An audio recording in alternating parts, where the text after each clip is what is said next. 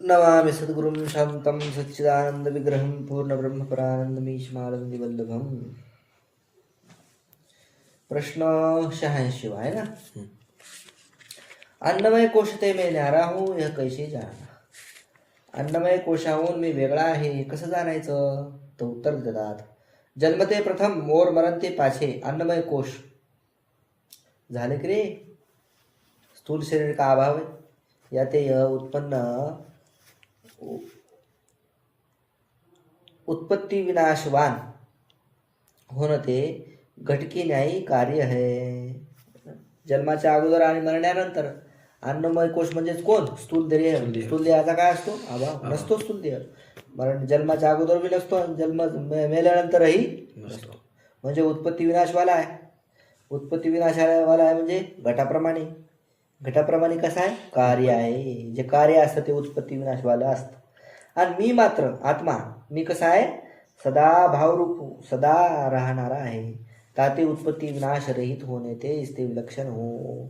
म्हणून मी या स्थूल देहाहून भिन्न आहे. उत्पत्ती नाश रहित आहे. मी भावरूप आहे म्हणून त्याच्याहून वेगळा आहे. याते हा अन्नमय कोश मैं नहीं और मेरा नहीं. अन्नमय कोश मी नाही आणि माझा नाही. हे स्थूल देहरूप आहे. हा अन्नमय कोश कसा आहे. स्थूल देहरूप आहे. मैं इसका जानने हरा आत्मा इसते न्यारा हूँ. मी याला स्थूल देहाला जाणणारा आत्मा याच्याहून वेगळा आहे. इस रीतीशी अन्नमय कोशते मैं न्यारा हूँ यह जानना. अशा पद्धतीनं अन्नमय कोशाहून मी वेगळा आहे असं जाणायचं. प्राणमय कोश सो क्या है. प्राणमय कोश कशाला म्हणायचं. 5 कर्म इंद्रिय सहित 5 प्राण सो प्राणमय कोश आहे. 5 कर्मेंद्रियासहित 5 प्राण जे आहेत की नाही त्यालाच काय म्हणायचं. प्राणमय कोश. 5 कर्मेंद्रिय आणि 5 प्राण यांचं मिळून नाव काय होतं. प्राणमय कोश. 5 कर्मेंद्रिय और 5 प्राण कौन से है. 5 कर्मेंद्रिय आणि 5 प्राण कोणते आहेत. तो 5 कर्मेंद्रिय और 5 प्राण पूर्व सूक्ष्म देह की प्रक्रियाविषयी आहे. मागं सांगितले 5 कर्मेंद्रिय आणि 5 प्राण मागं सांगितले का नाही. तर 5 कर्मेंद्रिय सांग बरं. हात, पाय, डोळे, कान, नाक. डोळे कान नाक हे 5 कर्मेंद्रिय आहेत. हात पाय उपस्थ गुद्द. हात पाय उपस्थ गुद इंद्रिय 4. 5वा काय.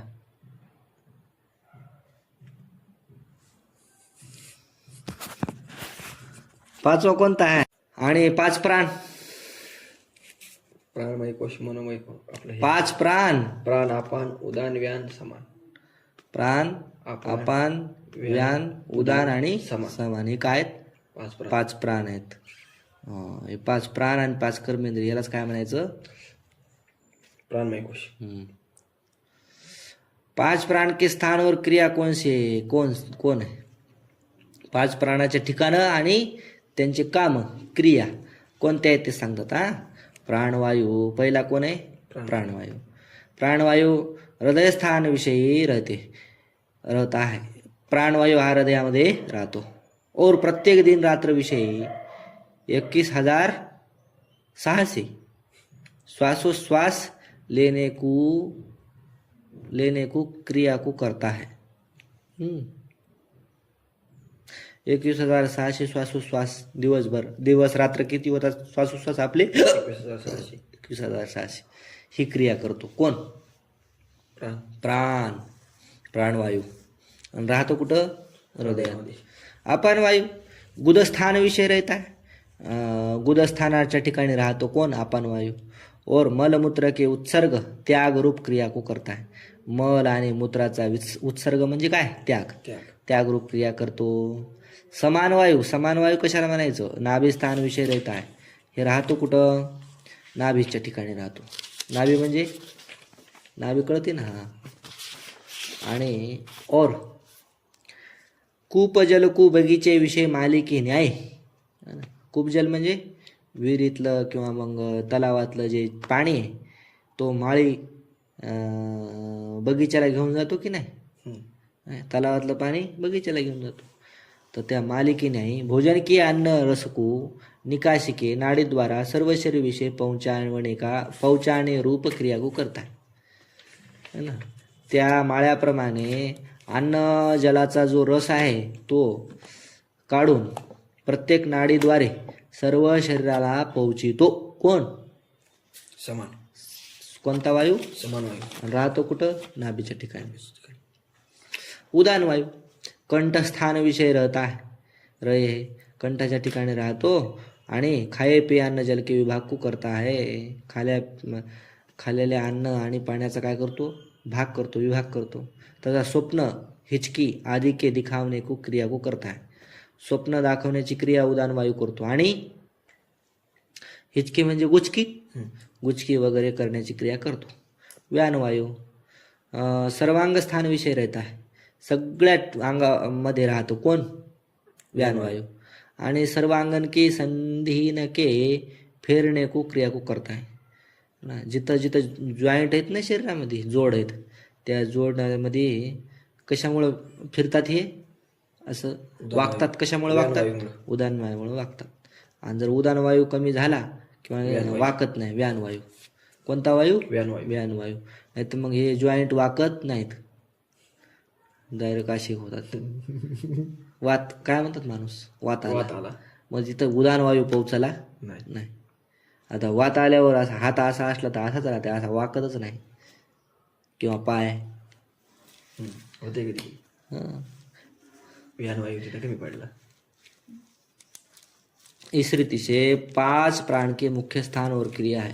अशा पद्धतीनं 5 प्राण आणि त्यांची क्रिया म्हणजे काम. प्राणादी वायू शरीर विषय क्या करते है. प्राणादी वायू जे आहे शरीराच्या ठिकाणी काय करतात? तो प्राणादी वायू सारे शरीर विषयी पूर्ण होय के शरीर को बल देते है ना. सगळ्या शरीरामध्ये पूर्ण होऊन काय करतात? हे शरीराला बल देतात. इंद्रियन को आप के कार्य विषय प्रवृत्ति रूप क्रिया के साधन होते हैं. इंद्रियांना आपापल्या कार्यामध्ये प्रवृत्ती रूपी क्रियेचे हे काय साधन आहेत. जर वायू नसेल तर इंद्रिय आपले काम करणार नाही. म्हणजे इंद्रियाला काम करण्याचं इंधन म्हणजेच कोण आहे? प्राण आहे. प्राणमय कोश ते मैं न्यारा हूँ यह कैसे जानना. प्राणमय कोशाहून मी भिन्न आहे हे कसं जाणायचं? सांगतात निद्राविषयी पुरुष सोवे है ना. निद्रा झोप लागल्यावर माणूस झोपतो तर प्राण जागतायत. तेव्हा काय जागतो? प्राण जागाच राहतो. तो भी कोई स्नेह आवे तिसका सन्मान करता नाही. एखादा प्रेमी पाहुणा आला तर ते प्राण वायू जागवा असून सुद्धा त्याचा सन्मान करीत नाही. या राम राम बस असं काय म्हणत नाही. और चोर भूषण ले जावे तिसको निषेध करता नाही. आणि हे झोपला, प्राणवायू जागा आहे, चोर घरात आले आणि भूषण म्हणजे दागिने घेऊन जाऊ लागले तरी त्याचा निषेध करीत नाही. नका नेऊ म्हणत नाही. ताते हे प्राणवायू घटकी नाही, जड आहे. याच्यामुळं हा प्राणवायू घटाप्रमाणे कसा आहे? जड आहे. और मैं चैतन्य रूप इसते विलक्षण हो. प्राणवायूहून मी कसा आहे? चैतन्य रूप आहे, त्याच्याहून वेगळा आहे. प्राणवायू वायूवरून वेगळा आहे की नाही. याते यह प्राणमय कोश में नाही, म्हणून मी प्राणमय कोश नाही. और मेरा नाही, हे प्राणमय कोश माझा नाही. हे सूक्ष्म देह रूप आहे. हा प्राणमय कोश कसा आहे? सूक्ष्म देह रूप आहे. मैं इसका जानने हारा आत्मा इसते न्यारा हूँ. मी याला जाणणारा आत्मा याच्याहून वेगळा आहे. इस रीति से प्राणमय कोश ते मैं न्यारा हूँ यह जानना. अशा पद्धतीनं मी प्राणमय कोशाहून भिन्न आहे असं जाणायचं. मनोमय कोश तो क्या है? 5 ज्ञानेंद्रिय सहित मन सो मनोमय कोश आहे. 5 ज्ञानेंद्रिया सहित जे मन असतं त्यालाच काय म्हणायचं? मनोमय कोश. मनोमय कोश. 5 ज्ञानेंद्रिय और मन कौन है? 5 ज्ञानेंद्रिय और मन कोणते आहेत? वो हे पूर्व सूक्ष्म देह की प्रक्रियाविषयी काय मागच सूक्ष्म देहाच्या प्रक्रियेमध्ये आम्ही सांगितले 5 प्राण. आता 5 ज्ञानेंद्रिय सांग बरं कोणकोणते? श्रोत्र, त्वग, चक्षु, घ्राण, तो आधी झालं की रसनेंद्रिय हे झाले 5 काय? ज्ञानेंद्रिय. आणि मन तर माहितच आहे हे पूर्व. मन कैसा आहे? आता मन कसं असतं सांगतात. देह विषय अहंता और गृहादि विषय ममता रूप अभिमान को करता हुआ इंद्रिय द्वारा बाहिर गमन करता हुआ कारण रूप है, करता हुआ कारण रूप है. देहाच्या ठिकाणी मीपणाचा भाव ठेवणारा, गृहादिकाविषयी ममता म्हणजे माझे रूप असा जो अहंकार आहे ना, अभिमान, त्याला धारण करता हुआ इंद्रियद्वारा, आणि इंद्रियाच्या द्वारे बाहेर जातं, पुन्हा आतमध्ये येतं, बहिर्गमन करता हुआ, है ना, जे कारण रूप आहे त्याचं नाव काय? मन. मनाचं लक्ष नाही. मनोमय कोश ते मैं न्यारा हूं 21 रीति से जानना. मनोमय कोशाहून मी वेगळा आहे कसं जाणायचं हो? काम क्रोध आदि युक्त होणे ते मन नियमरहित स्वभावाला है, ताते विकारी है.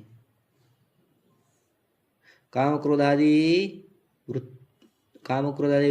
वृत्ती युक्त होणे ते, काम क्रोधादी वृत्ती, ह्या काम क्रोध लोभ ह्या काय वृत्ती आहेत की नाही, याने युक्त असल्यामुळं मन कसं आहे? नियमरहित स्वभावाला. नियमरहित, कधी कसं होतं, कधी कसं होतं, कधी चंचल होतं, कधी स्थिर होतं, कधी काम, कधी क्रोध, कधी लोभ. म्हणून हे मन कसं आहे? विकारी. और मैं सर्व वृत्तीन का साक्षी निर्विकार हूं. मी मात्र कसा आहे? निर्विकार आहे. वृत्तींचा साक्षी. वृत्त्या येतात जातात, मी त्यांना पाहणारा आहे, मग साक्षी की नाही. याते यह मनोमय कोश मैं नहीं और मेरा नहीं. म्हणून हा मनोमय कोश मी नाही आणि माझा नाही. यह सूक्ष्मदेह रूप आहे. हा मनोमय कोश कसा आहे? सूक्ष्मदेह रूप आहे. मैं इसका जानने हारा आत्मा इसते नारा हूं. मी याला जाणणारा आत्मा याच्याहून भिन्न आहे. इस रीति से मनोमय कोश ते मैं नारा हूं यह जानना. अशा पद्धतीने मनोमय कोशाहून मी वेगळा आहे असं जाणायचं. विज्ञानमय कोश तो क्या है? विज्ञानमय कोश म्हणजे काय असतो? 5 ज्ञानेंद्रिय सहित बुद्धी सो विज्ञानमय कोश आहे. 5 ज्ञानेंद्रिया सहित जी बुद्धी आहे त्याला काय म्हणायचं? विज्ञानमय कोश. ये ज्ञानेंद्रिय और बुद्धि कौन है? ये पूर्वलिंग देह की प्रक्रिया विषय कहे. ज्ञानेंद्रिय काय आहे, बुद्धी काय आहे, पूर्वीच लिंग देहाच्या प्रक्रियेमध्ये आम्ही सांगितलेलं आहे. ज्ञानेंद्रिय माहिती आहे ना तुला. बुद्धी कशी आहे? बुद्धी कशी असते सांगतात. याला पूर्ण ठीक आहे, याला पूर्ण करू उद्या, बरंच मोठं कला. बुद्धी कशी आहे? बुद्धी कशी असते? उत्तर, सुषुप्ती विषये चिदाभास युक्त बुद्धी विलीन होवे है. सुषुप्तीच्या ठिकाणी चिदाभास युक्त असणारी बुद्धी काय होते? विलीन. चिदाभास युक्त म्हणजे काय तर देतात 64वी टिप्पणी. जैसे दीपका प्रकाश और आकाश अभिन्न प्रतीत होवे है. दिव्याचा प्रकाश आणि आकाश हे कसं आहे? अभिन्न प्रतीतीला येते की नाही? तो बी भिन्न आहे, तरी पण आकाश आणि ते प्रकाश कसं आहे? भिन्न आहे, अभिन्न जरी दिसत असलं. और जैसे लोह तप्त लोह विषय अग्नि और लोह अभिन्न प्रतीत होवे. तापलेला लोखंड आणि अग्नी एकच दिसतं का नाही? लाल कोण दिसतं? अभिन्न प्रतीत जरी होत असलं तरी ते काय? भिन्न आहे. तसे अंतकरण और आत्मा अभिन्न प्रतीत होवे. अंतकरण आणि आत्मा कसं भिन्न प्रतीत होत नाही, वेगवेगळं प्रतीत होत नाही, एकच दिसतं, तो भी भिन्न आहे, तरी पण ते कसे आहेत? भिन्न आहेत. काय ते? सुषुप्ति विषय अंतकरण के लय हुए आत्मा को अज्ञान का साक्षी होणे करी प्रतिमान होणे ते. कसं काय भिन्न आहे हो? कशावरून? सुषुप्तीच्या ठिकाणी अंतकरणाचा काय होतो? लय होतो. अंतकरणाचा एकदम लय होऊन जातो. परंतु आत्मा को अज्ञान का, आत्मा मात्र अज्ञानाचा सुद्धा लय झालेलं काहीच मला कळत नाही अशा प्रकारे जे अज्ञान आहे त्याचा सुद्धा आत्मा काय असतो? साक्षी असतो. म्हणून साक्षी अशा पद्धतीनं आत्म्याचं आत्मा कळाला की नाही, याचा अर्थ अंतकरणाहून आत्मा कसा आहे? भिन्न आहे. म्हणून सुषुप्तीविषयी चिदाभास युक्त बुद्धी, चिदाभास युक्त असणारे, चिदाभास युक्त कोण? बुद्धी विलीन. सुषुप्तीमध्ये चिदाभास युक्त बुद्धी विलीन होते. और जागृत विषय नख के अग्रभाग से लेके शिकापर्यंत शरीर विषय व्यापिके वर्तती हुई करता रूप है. आणि जाग झाल्यानंतर नखाच्या अग्रभागापासून शिखापर्यंत शेंडीपर्यंत सर्व शरीरामध्ये व्यापक असती आणि कर्तारूप असती कोण? बुद्धी. अशी असती बुद्धी. और विज्ञानमय कोश ते मी न्यारा हूँ हे कैसे जानना? विज्ञानमय कोशाहून म्हणजे बुद्धीहून मी कसा वेगळा आहे कसं जाणायचं? तर बुद्धी घटाधिक की न्याय विलय आदी अवस्था वाली होणे ते विनाशी है. बुद्धी कशी आहे? घटादिप्रमाणे विलय वगैरे पावणारी आहे, अवस्थावाली आहे, म्हणून कसे? विनाशी आहे. और मैं विलय आदी अवस्था रहित होणे ते इसते विलक्षण अविनाशी हूँ. विलय आदी अवस्था माझ्या ठिकाणी नाही, मी याच्याहून विलय आदी अवस्थेहून रहित असल्यामुळं, मी विलक्षण वेगळा असल्यामुळं कसा आहे? अविनाशी आहे. या ते विज्ञानमय कोश मी नाही, विज्ञानमय कोश मी नाही, मेरा नाही, माझा नाही. हे सूक्ष्मदेव रूप आहे. विज्ञानमय कोश कसा आहे? सूक्ष्मदेव रूप आहे. मैं उसका जानने हार आत्मा इसते न्यारा हूँ. मी त्याला जाणणारा आत्मा याच्याहून वेगळा आहे. कशाहून? विज्ञानमय कोश. इस रीति से विज्ञानमय कोश ते मी न्यारा हूँ. विज्ञानमय कोशाहून मी वेगळा आहे यह जाणणं, असं जाणायचं. आनंदमय कोश सो क्या आहे? आनंदमय कोश कशाला म्हणायचं? तर सांगतात आनंदमय कोश पुण्य कर्म फल के अनुभव काल विषय कदाचित बुद्धि वृत्ति अंतर्मुख भई आत्मस्वरूप भूत आनंद के प्रतिबिंब को भजती है. और जो प्रिय मोद प्रमोद रूप कहिए है सोई वृत्ति पुण्य कर्म फल के भोग की निवृत्ति के हुए निद्रा रूप से विलीन होवे है, सो वृत्ति आनंदमय कोश है.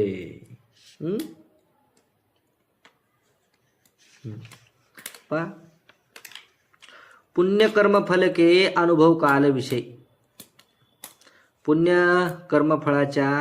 पुण्यकर्मफळाचा जो अनुभव असतो ना त्या काळामध्ये कदाचित बुद्धी अंतर्मुख, बुद्धी कशी होते? अंतर्मुख होती. आणि आत्मस्वरूप भूत आनंद के प्रतिबिंब को भजते. आत्मस्वरूप जो आनंद आहे की नाही त्यालाच प्राप्त होती है ना, भजती. त्याचं सेवन करती. कोणाचं सेवन करती? आत्मस्वरूप. कधी? अंतर्मुख होती तेव्हा. अंतर्मुख कधी होती? पुण्याचं फळ. पुण्याचं फळ काय?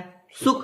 सुख झालं की बुद्धी काय होते? अंतर्मुख. आणि आत्म्याचाच आनंद तिला प्राप्त होतो किंवा आत्म्याच्याच आनंदाचे सेवन करते. और जो आनंद कसा आहे? जो प्रिय मोद प्रमोद रूप काही. तो आनंद कसा आहे? प्रिय मोद प्रमोद रूप असणारा आनंद आहे. 3 प्रकारचा आनंद. तर प्रिय मोद प्रमोद काय पुढे सांगतील. सोई वृत्ती पुण्य कर्म के भोग की निवृत्ती हुए निद्रा रूप से विलीन होवे. पुण्यकर्माचा फलाचा भोगाची निवृत्ती झाली की तीच बुद्धी कशामध्ये? निद्रेमध्ये तीच वृत्ती कशामध्ये? निद्रेमध्ये विलीन होते. सो वृत्ती आनंदमय कोश आहे. त्यालाच म्हणायचं आनंदमय कोश. कळलं? आनंदाचं सेवन करणारी वृत्ती, तिचं नाव काय? आनंदमय कोश. हा. जागृत असताना पुण्याचं जे फळ आहे सुख ती भोगते. म्हणजे आत्म्यातलाच पाहून तिला काय होतो? आनंदाची प्राप्ती. म्हणजे आत्म्याचाच आनंद होतो. मग आपल्याला काय वाटतो? विषयाचा आनंद. आणि सुषुप्तीमध्ये एकदम झोपल्यावर गाढ निद्रेमध्ये विलीन झाल्यानंतर तिथं सुद्धा काय? आनंदच आहे आत्म्याचाच. त्यालाच म्हणायचं आनंदमय कोश. कळलं? आनंदमय कोश कैसा है? आनंदमय कोश कसा असतो? इष्ट वस्तु के दर्शन से उत्पन्न प्रिय वृत्ती जिसका शिर है. प्रिय कशाला म्हणायचं? इष्ट वस्तूच्या दर्शन झाल्यानंतर जे प्राप्त होतं है ना सुख, त्याचंच नाव काय? प्रिय वृत्ती. ही प्रिय वृत्ती जिचं काय? शिर म्हणजे मस्तक. इष्ट वस्तू के लाभ से उत्पन्न मोद वृत्ती. आता पाहिल्यानंतर प्रिय आणि प्राप्त झाल्यानंतर ती काय? मोदवृत्ती.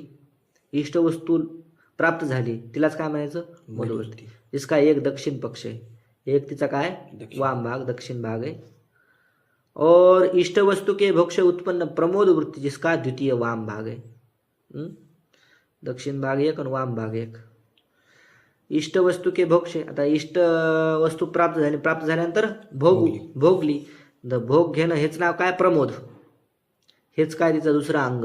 पहिले एक अंग, दुसरं अंग. पहिलं अंग लाभ प्राप्त होणं, दुसरं अंग भोग प्राप्त होणं, आणि सगळ्यात पहिलं अंग त्याचं मस्तक शिर. इष्टवस्तू पाहणं. इष्टवस्तू पाहणं. बुद्धि व अज्ञान की वृत्ति विषयी आत्मस्वरूप भूत आनंद का प्रतिबिंब जिसका स्वरूप है. बुद्धी किंवा अज्ञानामध्ये बुद्धी वृत्ती किंवा अज्ञान वृत्तीमध्ये आत्मस्वरूपभूत आनंदाचं जे प्रतिबिंब आहे की नाही, हे जिचं काय स्वरूप आहे. और बिंबरूप आत्मा का स्वरूपभूत आनंद जिसका पुच्छ आधार आहे. पुच्छ म्हणजे आधार. आधार काय तिचं? बिंबरूप आत्मा, प्रतिबिंब आनंद, आणि प्रतिबिंबाचं मुख्य काय? बिंब. बिंब कोण आहे? आत्मा. म्हणजे स्वरूपभूत आनंद हेच तिचा काय आधार आहे. पुच्छ म्हणजे आधार आहे. 65. ब्रह्मरूप आनंद आधार होणे ते तैतरीय श्रुतीविषयी पुच्छ शब्द करी काय आहे. चलण्याकरता आधार. कुत्रे, माकडं, वानर चालतात कशाच्या आधारावर चालतात? शेपटीच्या आधारावर. शेपूट हा मुख्य भाग आहे. मग शेपटीवर पाय दिल्यावर किंवा शेपटीला धरल्यावर त्या प्राण्यांना खूप राग येतो. तेच आधार असतो. म्हणून पुच्छ असं बी लावता येते, किंवा पुच्छ म्हणजे आधार घ्या तैतरीय उपनिषदानुसार. ऐसा पक्षीरूप भोगता आनंदमय कोश आहे. असा पक्षी स्वरूप जो भोगता आहे त्यालाच म्हणायचं आनंदमय कोश. आता पक्षी झाला का नाही? पक्षाचे 2 भाग. एक दक्षिण, नाव काय त्याचं? मोद. दुसरा प्रमोद. त्याचं मस्तक इष्टवस्तूचं प्रिय. प्रिय. आणि पुच्छ प्रमोद. आनंद. हे आत्मा. आत्मभूत जे आत्मस्वरूप जे आनंद आहे ते काय? पुच्छ म्हणजे आधार. आणि प्रतिबिंब त्याचं आहे स्वरूप. कशाचं प्रतिबिंब? आनंदाचं, आत्म्याचं. असा पक्षी, त्यालाच नाव काय? आनंदमय कोश. आनंदमय कोश ते मी न्यारा हूँ ये कशी स्थिती से जानना. आनंदमय कोशाहून मी वेगळा आहे कसं जाणायचं? आनंदमय कोश बादल आदि क पदार्थ की न्याय कदाचित होने वाला है या ते क्षणिक है. आनंदमय कोश हा ढगाप्रमाणे कदाचित असतो, कदाचित नसतो. त्याच्यामुळे हा कसा आनंदमय कोश क्षणिक आहे. और मैं सर्वदा स्थित होणे ते नित्य हूँ. मी सर्वदा स्थित असल्यामुळे मी नित्य आहे.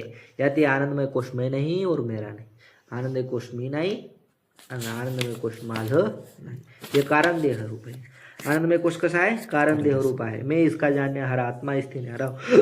मी या कारण देहाला जाणणारा किंवा आनंदमय कोशाला जाणणारा, याच्याहून वेगळा आत्मा याच्याहून न्यारा आहे. इस रीती से आनंदमय कोश ते मी न्यारा हूँ यह जानना. अशा पद्धतीने आनंदमय कोशाहून मी वेगळा असं जाणायचं. विद्यमान अन्नमय आदि कोश जब आत्मा नहीं है तब कौन आत्मा है ना. आनंदमय कोशादी 5 कोश म्हणजे आत्मा नाही तर मग कोण आत्मा आहे हो? तो उत्तर बुद्धि आदिक विषय प्रतिबिंब रूप करी स्थित और प्रिय आदिक शब्द से कहिए है. ऐसा जो आनंदमय कोश है तिसका बिंब रूप कारण जो आनंद है सो नित्य होने ते आत्मा है ना. बिंब रूप जो आहे तो मी आत्मा आहे. आणि हे जे आनंदमय कोशाधिक आहेत प्रतिबिंब आहे. सांगतात बुद्धी अधिक विषय. बुद्धीमध्ये प्रतिबिंब रूप असणारं प्रतिबिंब रूप म्हणून स्थित. बुद्धीमध्ये ज्याचं प्रतिबिंब प्रतिबिंब और प्रिय अधिक शब्द से कहिए. ते प्रतिबिंब कशाने सांगितलेलं आहे? प्रिय, मोद, प्रमोद अशा रूपाने सांगितलेलं आहे. ऐसा जो आनंद हो त्यालाच काय म्हणतात? आनंदमय कोश म्हणतात. प्रिय, मोद, प्रमोद याचंच नाव काय? आनंदमय कोश. तिसका बिंब हे प्रतिबिंब आहे. मग प्रतिबिंबाचं काय असतंय? बिंब. मग बिंब कोण आहे? तिसका बिंब कारण. त्या बिंब रूप कारण है ना. त्या प्रतिबिंबाचं कारण कोण? बिंब. तो जो आनंद आहे सो नित्य होण्यात आहे. तो आनंद नित्य असल्यामुळे तोच काय? आत्मा आहे. कळलं? 5 कोश जे है वे ही अनुभव विषय आवते है. 5 कोश असतात तेच काय अनुभवाला येतात. तिसते न्यारा कोई आत्मा अनुभव विषय आवता नाही. त्याच्याहून वेगळा जो आत्मा आहे ते अनुभवाला येत नाही. याते 5 कोश ते न्यारा आत्मा है यह निश्चय कैसे होवे. तो अनुभवालाच येत नाही तर याच्याहून वेगळा आत्मा आहे हे असा निश्चय कसा होईल हो? त्याचं उत्तर देतात.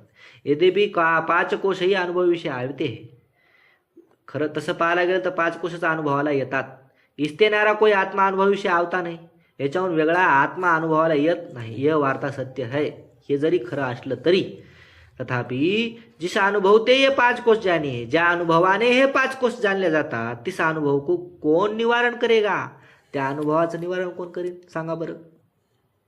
5 कोशाचा अनुभव येतो, पण ज्याच्याद्वारे याचा अनुभव येतो, ज्यामुळे ज्याचा अनुभव येतो 5 कोशाचा, त्याला ते कोण, त्याचं अस्तित्व मानावं लागेल की नाही? त्याचं निवारण होईल का? नाही. कोई भी निवारण करी शके नाही. कोणीच निवारण करू शकत नाही. या ते 5 कोश का अनुभव रूप जो चैतन्य आहे, 5 कोशाचा अनुभव रूप चिद रूप जे चैतन्य आहे, सो 5 कोश देणारा आत्मा आहे. तोच पंचकोशाहून न्यारा कोण आहे? आत्मा आहे. प्रश्न आत्मा कैसा आहे? आत्मा कसा असतो? सच्चिदानंद आदी स्वरूप आहे. आत्मा सच्चिदानंद स्वरूप आहे. इति श्री विचार चंद्रोदय पंचकोशातीत वर्णन नामिका